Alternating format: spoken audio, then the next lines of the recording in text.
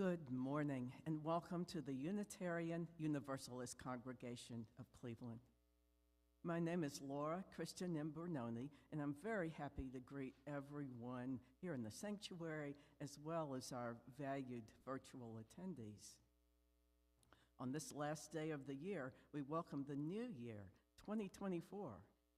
A special welcome to anyone joining us the first time, either here physically or in the cyber world. If you're interested in more information about our congregation, please fill out one of the guest cards in the pew rack in front of you. You can place the card in the offering plate when it comes around later in the service. If you're joining us virtually, take a look at our website, uucleveland.org, for more information. We acknowledge the space we're in here now was once the home of the Haudenosaunee and Anishinaabeg peoples who occupied areas in Northeast Ohio.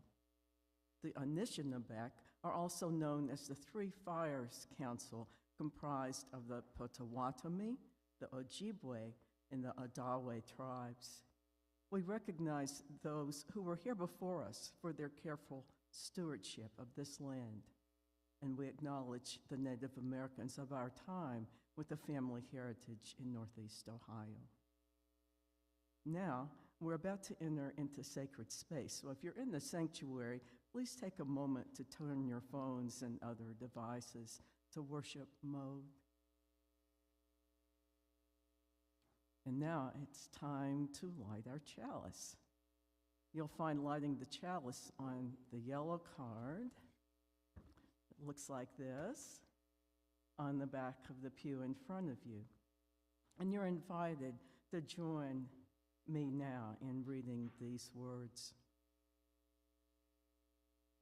Our covenant. We cultivate trust with one another by celebrating differences, honoring boundaries, and offering compassion and care.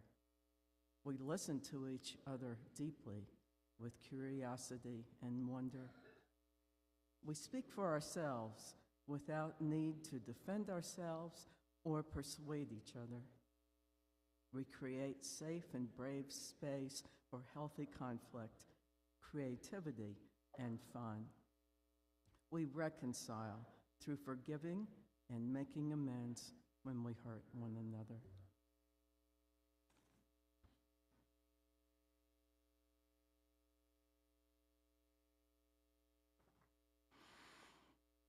Good morning.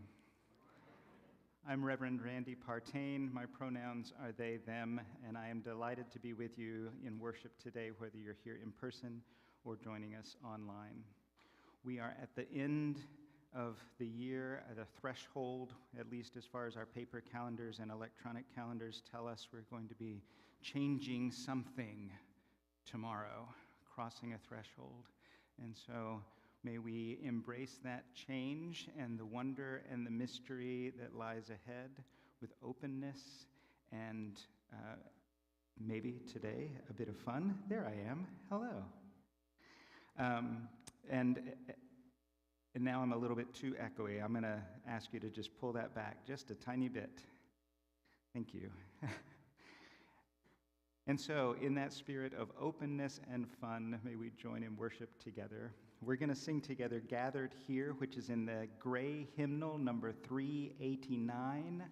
And before we do that, I invite you to take a moment and greet those around you. If you see somebody you don't recognize, then make a special effort to help them feel welcome today.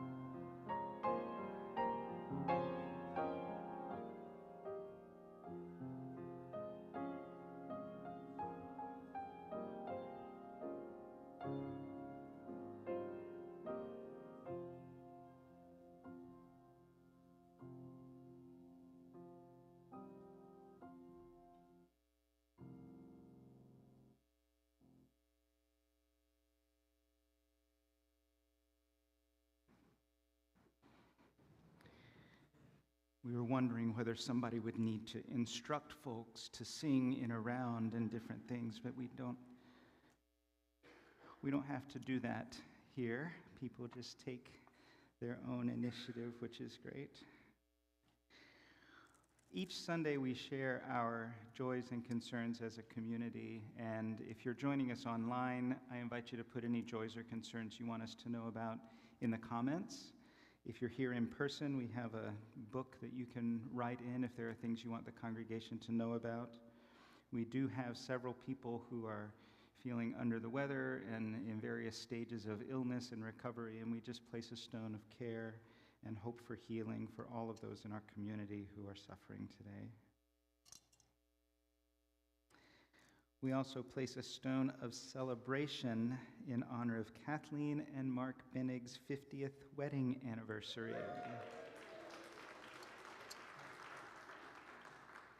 We celebrate with Kathleen and Mark. And I invite you to come forward and place a stone in the water for any other joys or concerns that you want to acknowledge. I invite you to come forward down the center aisle and then leave by the side aisle.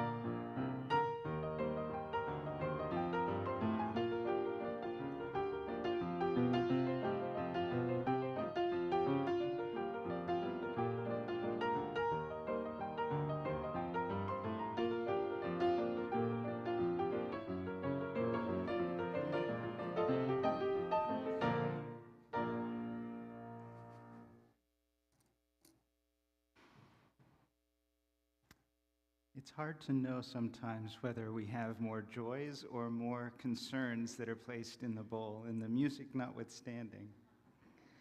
We hope that there are more joys in here and that there are plenty of things that we are celebrating and grateful for, but we also understand that this is a time of year where it's particularly challenging for a lot of folks. And so we just place a stone of care for those who are wrestling with things a little more than usual this time of year, and a stone for all of those joys and concerns that are shared online today. We hope that by sharing our burdens, that they are lessened, and that by sharing our joys, that they are magnified. Allan was going to be here today and help us figure this thing out. In your order of service, you'll notice it's just that. But Allan is among those who is feeling under the weather this week, not a great holiday. So I said, just stay home and be healthy. But what that means is that we now need to figure out, and it's locked, it's tied pretty tight. We might, what's that? Well, I mean, there are creative solutions that we might find. However, the presence of the lock makes me think that there must be some way to open it. And maybe with a key. I think that would be a great place to start, maybe finding a key. So I'm wondering if there is anything in the order of service that might help us figure out how to open this lock. We don't have a whole lot at our disposal. There's numbers. What do the numbers tell you?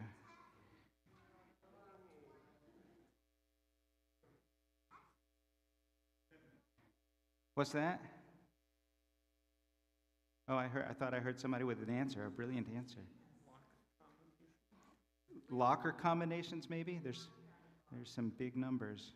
And if somebody online has an answer, I mean, I don't know if we're watching comments, but if somebody online has a brilliant answer, then our live streamer folks can shout something down on their behalf if you see a comment come in, because I want you to be included as well.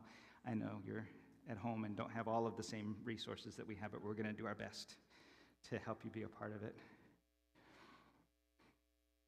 So we've got numbers, and we don't know what they mean. They look like hymn numbers. I wonder what we would wind up with if we looked at those hymn numbers. I didn't take my bulletin with me. Barbie thinks they're hymn numbers. Some of these must be in the teal hymnal, if that's the case, because there are some big numbers, but they could be. So if we start 346, is that what you're saying? There's 4 verses.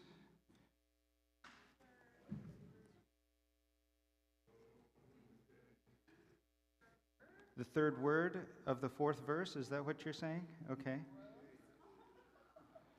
Oh, there's pins on the back of your pew. We may need to write some stuff down here. What did you say it was?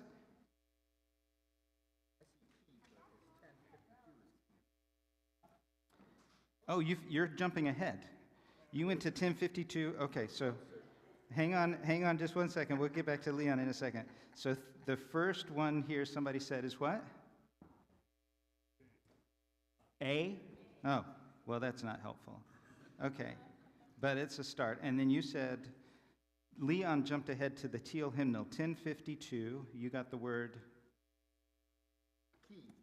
key down here, 1052.1.22 is key. Is it eat your Ovaltine?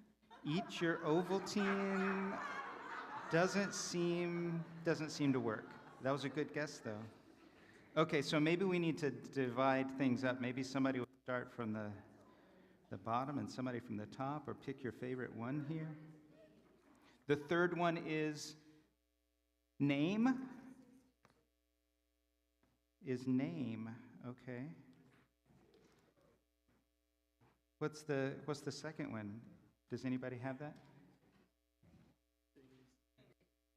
A things name? Okay, I'm not doubting you. Not even a little bit. Does anybody have the fourth one, the 309? Is, okay. It's making sense. Okay, 2239. Does anybody know that one?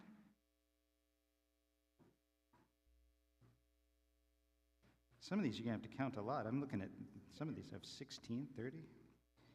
Hidden. Oh, a thing's name. Oh, okay. A thing's name is hidden. That's promising. I was hoping that it would be the key, but okay. A thing's name is hidden in banners. Okay. What's the next one? Y'all are on a roll. A thing's name is hidden in banners. 25041. It's like him bingo. Did you have it? Did somebody over here say it? And. Oh, it looked like there were only 3 verses, but there's a 4th one somewhere? Oh, okay. Okay, it's sneaky. This is a sneaky thing. Okay. I won't tell you who made this. 9239. Banners and what? Windows. A thing's name is hidden in banners and windows. Okay. There are numbers on the windows. 20 and 18 are on the windows. So a thing's name is hidden in banners and windows. Do you want to get distracted by banners and windows, or do you want to keep doing the hymn bingo? I mean, we can go either way.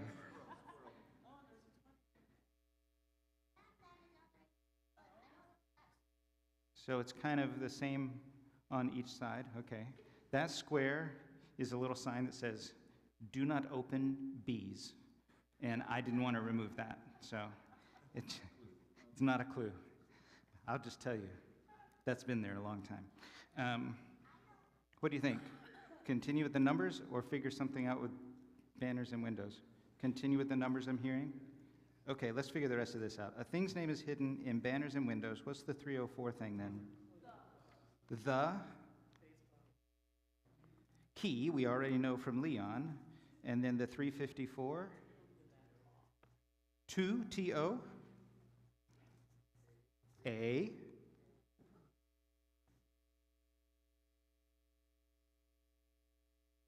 I know if you are a really dedicated Unitarian Universalist, you have these hymnals at home and you've run to your shelves and you're flipping through them madly, solving this.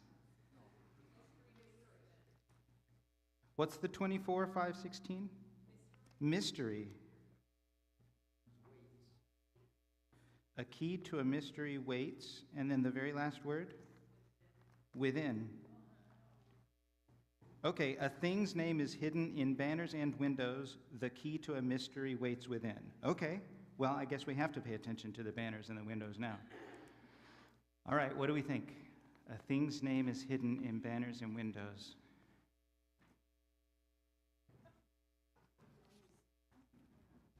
This is the point where if you are able to zoom in on that wall and give our folks at home a shot of the wall, then that's great. And if they can't, if the light doesn't really let them see these pale numbers, you might zoom in on that. But Leilani has identified the numbers on this window as 20, and the numbers on this window as 18.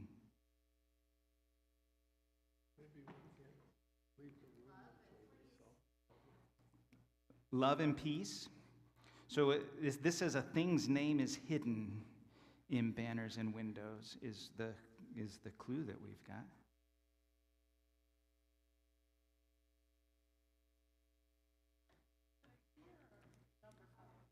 This lock has a key, a place for a physical key to work. It doesn't have a combination.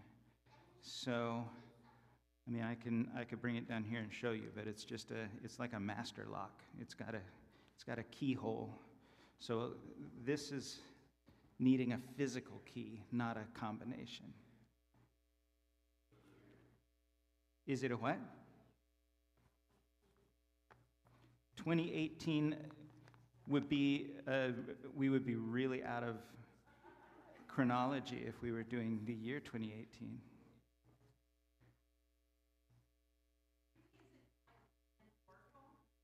Is it metaphorical?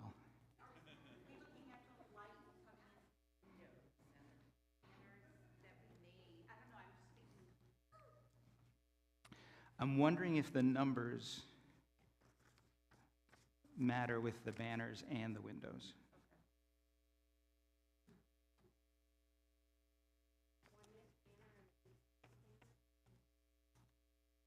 Well, there's only 12 banners on a, well, there's 12 banners there. There's one banner, then there's 12 banners, and then there's one banner. Yeah? There are words on the banners, but yeah, I don't know. There's words on the banners on the front as well? Oh, up here you mean? Ah. Yeah, there's a lot of words on those banners. One of those banners is hidden by a big holiday tree. So what if we have 20 and 18, and 20 and 18, maybe the walls are symmetrical. It looks like. What's that? Call Allan. We could call Allan. We could phone a friend.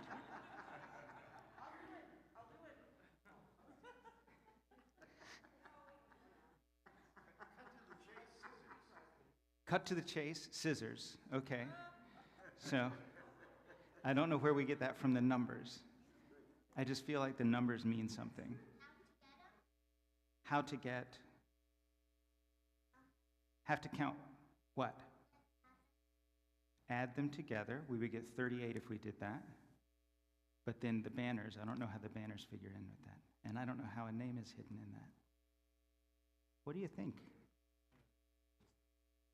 20 and 18 is 38, yeah, if we add those together.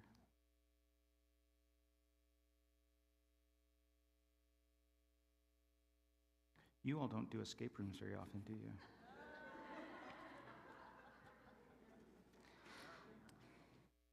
So, the numbers are separated by a banner. There's one banner here. There's 12 banners there. And then we've got 20. And then we've got one banner. And then we've got 18, is what I'm seeing.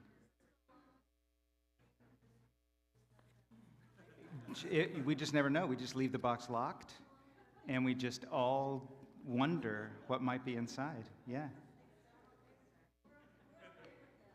You're okay with that? Okay. This kind of mystery is really uncomfortable for some people, I guess. It's the same thing over here. There's one banner, and then there's 12 banners, and then there's 20, and then there's 1, and then there's 18. So both sides are the same.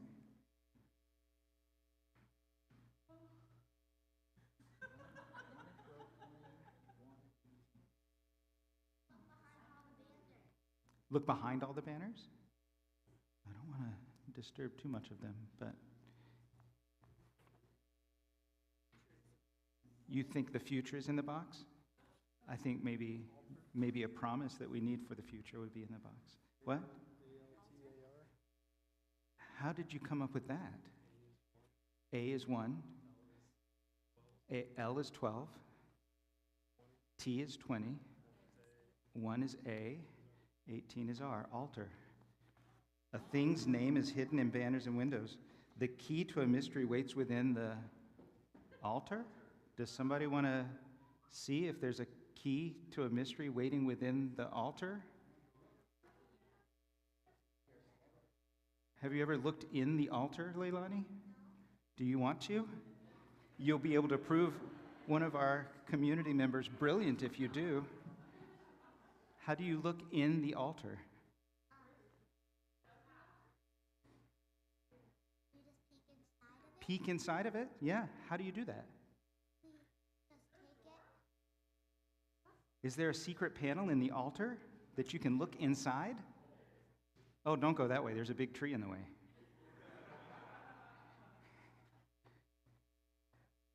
What do you think? How would you open a secret panel in the altar? There is a secret panel. There is a secret panel. How do you Right open here. it? What do you do? Push it right there. Is there a key hidden inside? Oh my goodness. Altar. You found the key. Do you want to unlock the lock since you're up here? As long as you're up here.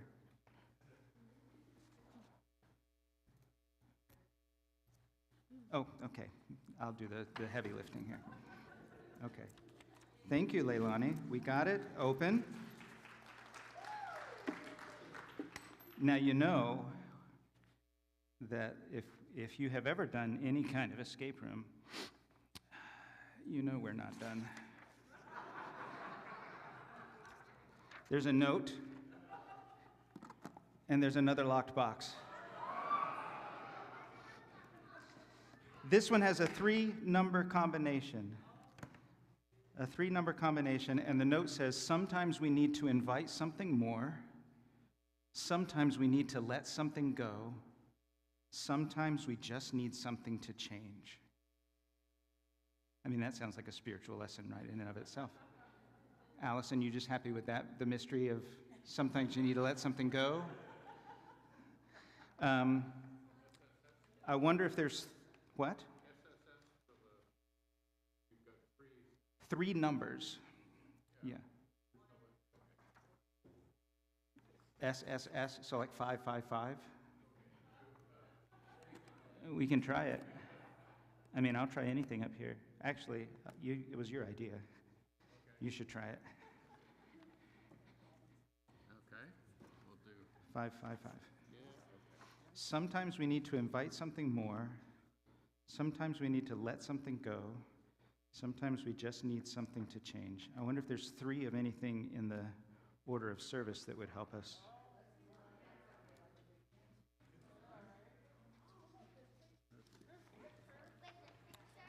You have this in your order of service if you're joining us online. These words, sometimes we need to invite something more.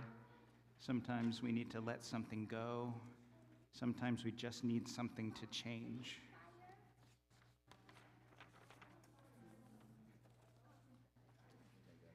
There we go. 555. 555 didn't work. So we're still, it's 3 numbers. How many words in this? Sometimes we need to invite something more is 7 words. Sometimes we need to let something go is also 7 words. Sometimes we just need something to change is also 7 words. So that would be 777.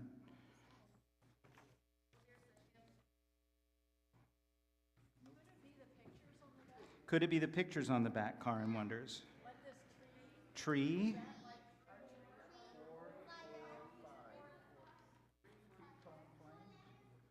What is it? Okay, somebody said something else. 4 letters in tree, 4 letters in cone, 4 letters in fire. Okay, we'll try 444 one time. Oh, did you get the? Oh, you're trying 444. Okay. All right. I thought it was flame. I thought it was 5. Flame. Okay, that could be 5 letters. We've got another suggestion over here. Justin had a thought. Say what? How did you come up with this number? The note said, like, take away, get rid of, add some. Yeah. The order, and if responded that it's 3, 1, 5. If you change the names of the pictures to correspond with sometimes we need to invite something more. So we had Tree. invited something more to make 3. Add something more, you get 3. Sometimes we need to let something go. We had Cone. rid of the C to have 1. And you let go of the C to get 1. And then sometimes we just need something to change. We had fire, and we changed it to 5. Fire to 5. Just need something to change. Okay, 315, give it a try.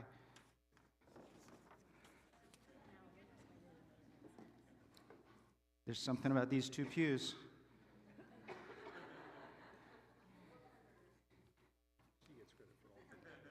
Christina gets credit for altar. Okay, Larry said it. Christina. How often does that happen where we have an idea and we wait for somebody else to actually say it instead of us volunteering it ourselves?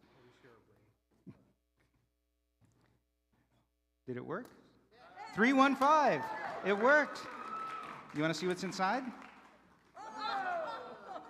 They're for you. One of them is for you. One of them is for you. Yeah, one of them is for all of you. Yeah, there's plenty. Yeah, there's treasure. There's treasure. There's treasure. It's a promise for the new year. It's a reminder, not necessarily a promise. It's a reminder of something you need to know in order to. Here, just take 4 of those and pass them on down. Oh, you want to pass the box around? You can pass the box around. Once we empty the box, then ushers, you can just use this for the offering. Just put it in the lock box, and then we're done. So if you're at home and you're not able to take one of the ping pong balls, then you might have something that you want to just write with on a magic marker and just keep as a reminder for the year, something that you would like to claim as true or just remind yourself about. The ping pong balls will say, you are beautiful, you are worthy, you are enough, you are powerful, or you are loved. It'll say one of those 5 things. So if you're joining us at home and there's one of those things that you feel like you need a reminder about for the year ahead, then I just invite you to take, I don't know, you could take a rock, you could take a ping pong ball. If you want to have a ping pong ball that has already been written on, we'll have a few at the church you can get later on.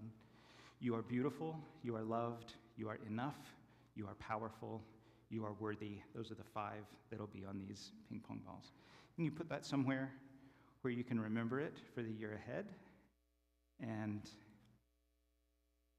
it's going to make the rounds. I'm not going to worry about it. I'm going to entrust the box to those who are passing it around.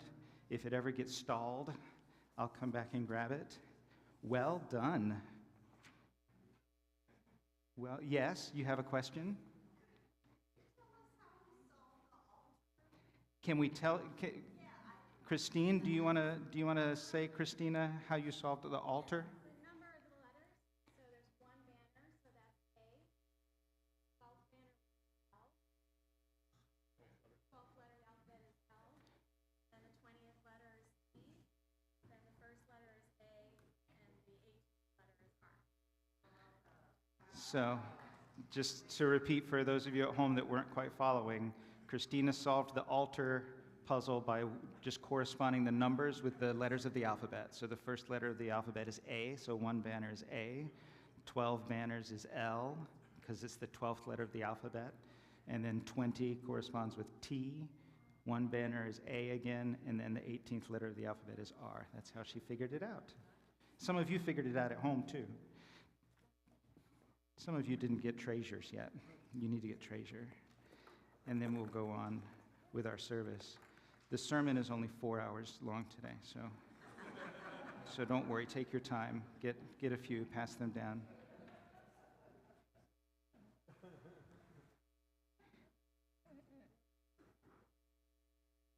Make sure Dan gets one down there. Did Dan get one? That's Dan's right there. That's it. Oh, that's a good one for Dan. Dan, down there. Oh, okay. Yeah. Did everybody get one? We got one more down past Mary. One more. And you need another one. Everybody get one?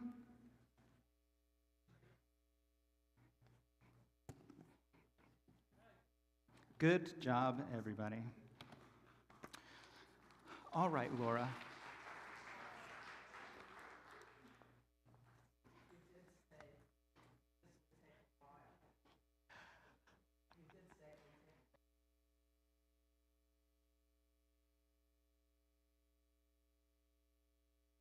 The collection plate. The proceeds today go to the Unitarian Universalist Service Committee, UUSC. With Unitarian values, UUSC advances human rights and social justice around the world, partnering with 40 grassroots movements in the United States and 20 other countries that support marginalized communities. In 2023, UUSC partnered with local teams to support indigenous communities' climate change solutions. They assisted Black farmers to achieve economic justice and promoted the rights of immigrants to find a clear path toward citizenship. UUSC is partnering now with Nigerian women to achieve economic independence through sustainable farming. As stated in the UUSC mission, the work is grounded in the belief that all people have inherent power and dignity. You can either drop your donation in the plate when it comes your way or donate via AshCap. Our handle is $, all caps UUCC 44122. Please give generously within your means.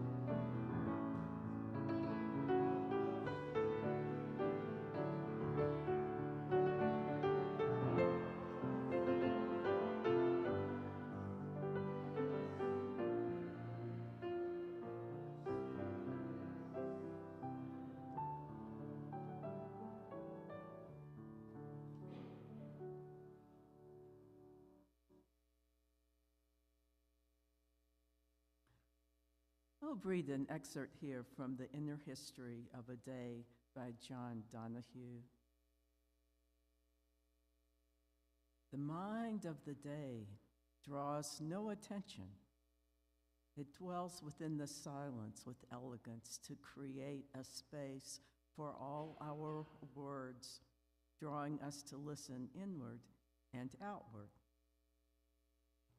We seldom notice how each day is a holy place where the Eucharist of the ordinary happens, transforming our broken fragments into an eternal continuity that keeps us.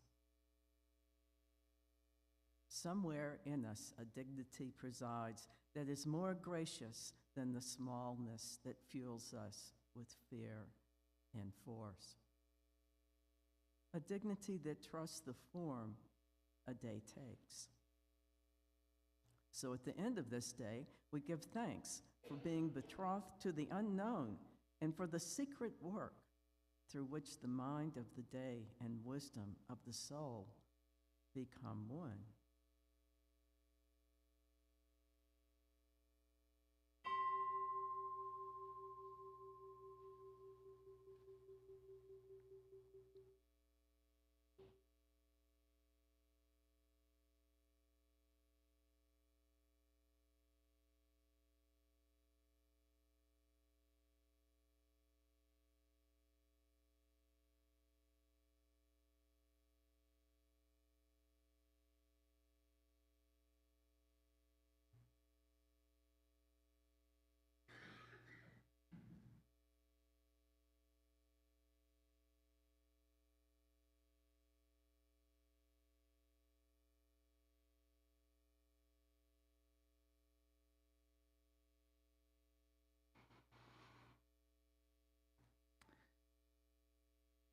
John Donahue reminds us that we are betrothed to mystery.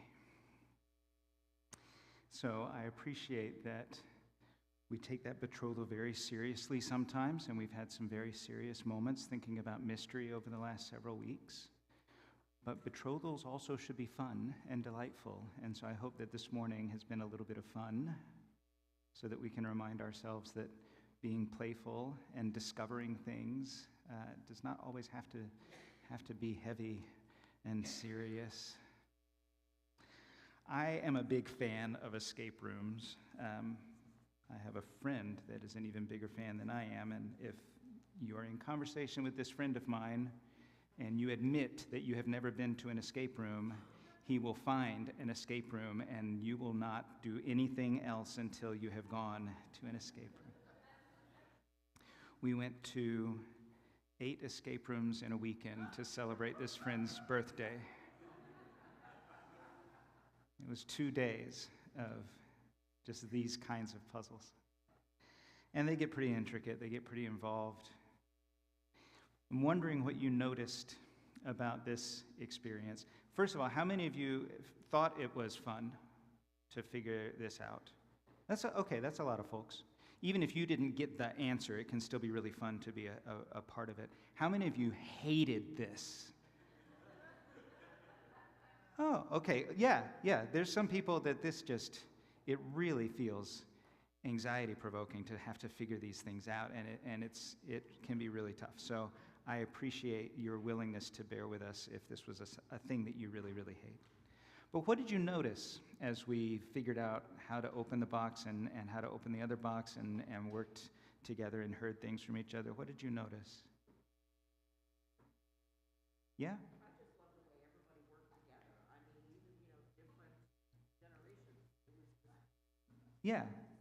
Different generations could contribute to the whole thing, and we could work together and figure it out, yeah. I appreciated that Allison lifted up that this is a different kind of mystery than some of the mysteries we talk about. This one was one that had a solution, and we could trust that it had a solution, and therefore we don't have to just rest in the mystery. There are a lot of mysteries that we do just need to embrace and rest in, and we're not going to get an answer. There's not going to be a combination for the lock. It's just something we hold. But this is something that we could solve, and so we could work together to do it. Ray? Oh, yeah, Amy. I just found that I was amazed and grateful that other minds work differently. Yeah, our minds don't all work the same, and we can be amazed and grateful that other people's minds work differently than ours. In fact, some of the best escape rooms, which this was not, this was just, but I'm not insulting Allan. Some of you think Allan made this. I made this. This was my love child over the last few weeks putting this together. But some of the best escape rooms have different kinds of puzzles for different kinds of thinkers, so that you've got something physical for the people that are really good about physical space, and you've got something that's Morse code or semaphore or something like that. You've got something that everybody in the room can be good at. And so different people thinking differently is important. It's vital to getting out of some of these escape rooms where you have an hour. You have to do all of this stuff in an hour in order to win the escape room. What else did you notice about this, aside from us all working together and thinking differently? Doors were not locked. The doors were not locked.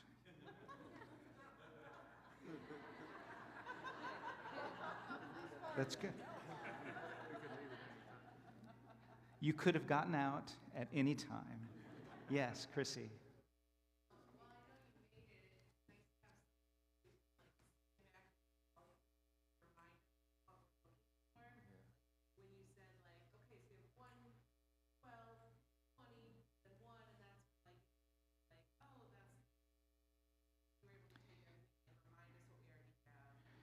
So it was important for you to have some of those reminders about what you're looking at, so that you had a little bit of boundaries.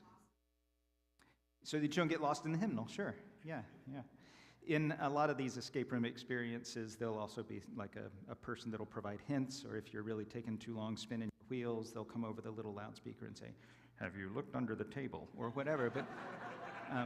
But yeah, those things are important. There's even these little like puzzle boxes. You can get like an escape room in a box kind of thing. You do at home with your friends or just by yourself if you don't like your friends' ideas. And there's an element of trust that's involved. I mean, you have to trust that whoever put the stickers on the windows put the right numbers on the windows, And to be honest with you, that was a 17 when I got started with it. And then I came back in and looked around and thought, that's not right, and I had to do it over again so that it would be right. But there's an element of trust that when you flip to the hymnal and you look at that thing and you count the words, that it's all going to make sense. If you don't have that trust, it can be really easy to give up on things. But if you trust that it's going to make sense, then you can keep pursuing things. There were lots of wrong answers before we got to the right answer, and they weren't necessarily bad. For somebody to say, I think it's this. I think we'll try this combination. I think we'll try that combination. You try different things and you get information. And it's like, oh, well, that didn't get me where I thought it would get me. So let me try something different. And I think sometimes we're afraid to fail at something and to come up with the wrong answer because we think that for some reason we're not going to get to keep trying. But wrong answers are sometimes just more information that lets us see, okay, that's not the way forward. What else is available to me?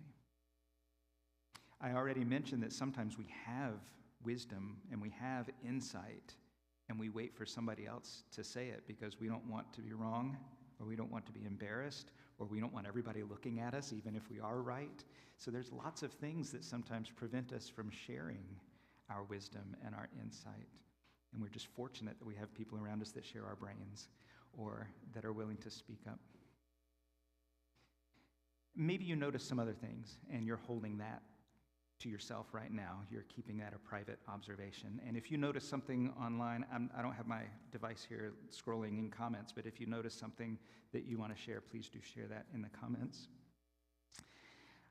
I wanted the affirmations that people got to be universal.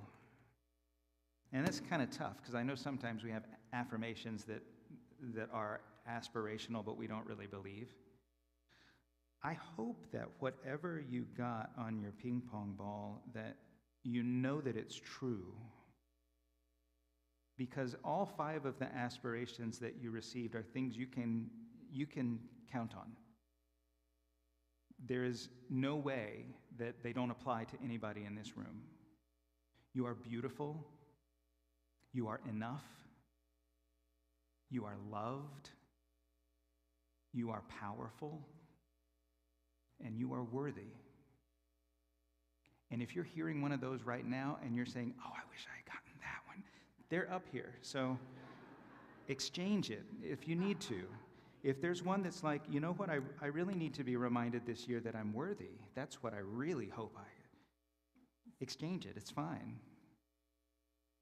But also think about the one that you got and whether that just is serendipitous. As we move into the year ahead, I hope we can continue to be playful. You know, when children are learning things, it takes repetition in order for children to learn a thing. And I wonder why they're not doing these studies with adults. But for children, it takes like 40 to 50 times repeating something before they really have it, before they know it, before they take it in and can really claim that as learning. Except if they learn it while they are playing. Then it only takes 4 or 5 times if it's in the midst of play. And I wonder why we stop playing as adults. Because we might be able to do so much more if we're willing to be light and playful and embrace the mysteries and the possibility of finding answers. And the way that we can just toss off being wrong about something and try again when we need to. So I hope that today was exciting and playful and fun for you, and I hope that you're carrying something away with you, and I hope that we continue to be in a spirit of play and wonder in the year ahead. May 2024 be a year of wonder and play, even when the rest of the world seems to not want to play very much. Maybe we can be, well, I'll say that for the benediction. Maybe we can be the right kind of troublemakers. But before we get to that, I invite you to rise and bow to your spirit as we sing together hymn number 338, I Seek the Spirit of a Child.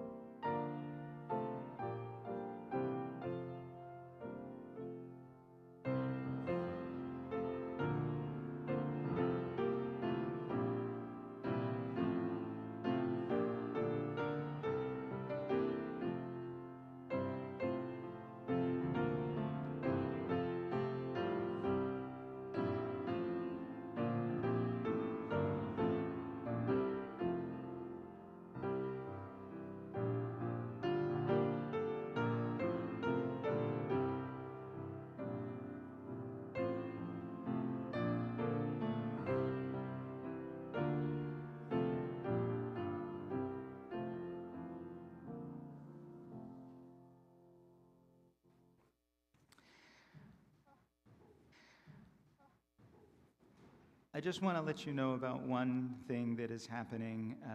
Actually, it's a lot of things that are happening next week. As you may have seen announced, we are having a special forum next week on drag story time and why they are important, what's the real story behind drag story times. And we have a performer here with us, Veranda Lanai, who will be speaking at that forum. And the worship service that Sunday next week, will be about the stories, our stories, and who gets to tell them. And then after the worship service, Veranda will do a drag story time in our fellowship hall. We're not publicizing this any more widely than we publicize anything else. We haven't gotten any kind of indication that somebody doesn't want us to do this and is going to try to be disruptive. But we are going to take some extra precautions just because drag story times have been disrupted in some other spaces. We have been in consultation with the Shaker Heights Police, and they're going to make some extra rounds around the Oval next Sunday, but they're not going to be on premises unless there's any need for it, which we're not expecting. Based on Veranda's interests and need for safety, we may have the doors locked next week. That's going to be a decision that we're making over the course of the week. But unlike today, when you could, and you'll still be able to get out anytime you want. But as Bob mentioned, the doors weren't locked today. They may be locked next week, but we'll have greeters there, and they'll be able to let you in. And I just ask you to be patient and understanding next week as we just take abundant precautions beyond what we may need. But just we want everybody to feel that this is a safe and welcoming space. And sometimes that means that the doors are locked when you walk up so that you know that the people who are inside are the people that are supposed to be there. I'm really hopeful that it's going to be another fun and joyous morning. I don't have any reason to believe that it's going to be otherwise, but I just wanted you to be prepared and to know a little bit about that and to plan to stay afterwards. We may have some guests from our community that don't find it easy to go to a drag story time that is further away, and so Veranda's going to be announcing this to their inner circle of folks, so that if we have some people on the east side of town that might appreciate being able to attend a drag story time, that they'll know that they're welcome here and they're able to be in a community that celebrates them. So I wanted to let you know about that. And I wanted to share with you these words from Lori Stevens and Cody Hooks. An impression of what Unitarian Universalists may be, or about who we may be. Maybe not all of us, but they say, we are the holy troublemakers, the mystics and misfits, the doubters and devil worshippers, the Afrofuturists and magical realists, the so-called heretics, heathens, and hedonists. Hell, even the kinks and Trekkies fit under this sparkly umbrella. No category can contain us. We're basically everything else. We are the pesky shadow sewn to the feet of all the great traditions, teachings, and institutions. We embody the eternal unknown, the stubborn mysteries, the uncontrollable forces of nature. We are human prisms, breaking plain white light into a riot of color. The monsters under the bed who remind you that there's as much to be learned from the sacred darkness as there is the light. We are the mischievous seekers who demand to know why, how come, and what's the point. Our only doctrine is that no truth is the whole truth, no way the one right way. We celebrate the queers, the forbidden lovers, the shapeshifters, the box breakers. Thank you for creating the unimaginable just by being your outrageous selves. We celebrate the pagans, the witches, folk healers, midwives, and death doulas, those whose allegiance is first and foremost to this dirty, bloody, beautiful planet Earth. Thank you for keeping humanity's feet to the ground and our eyes on the stars. We celebrate the atheists, agnostics, and non-believers. Thank you for laughing at the powerful and for doubting absolutely everything with such gleeful fierceness.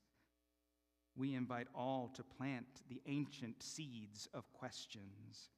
May they bloom into fabulous futures. Bless the world with your unique imperfections, your change, your holy failure, your sacred resurrections.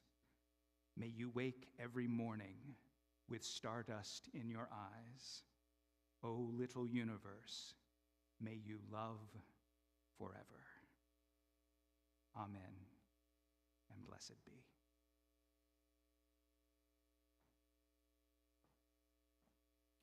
And it's time to extinguish the chalice now. You'll find extinguish the chalice on the yellow card on the back of the pew in front of you. Please join me in reading these words.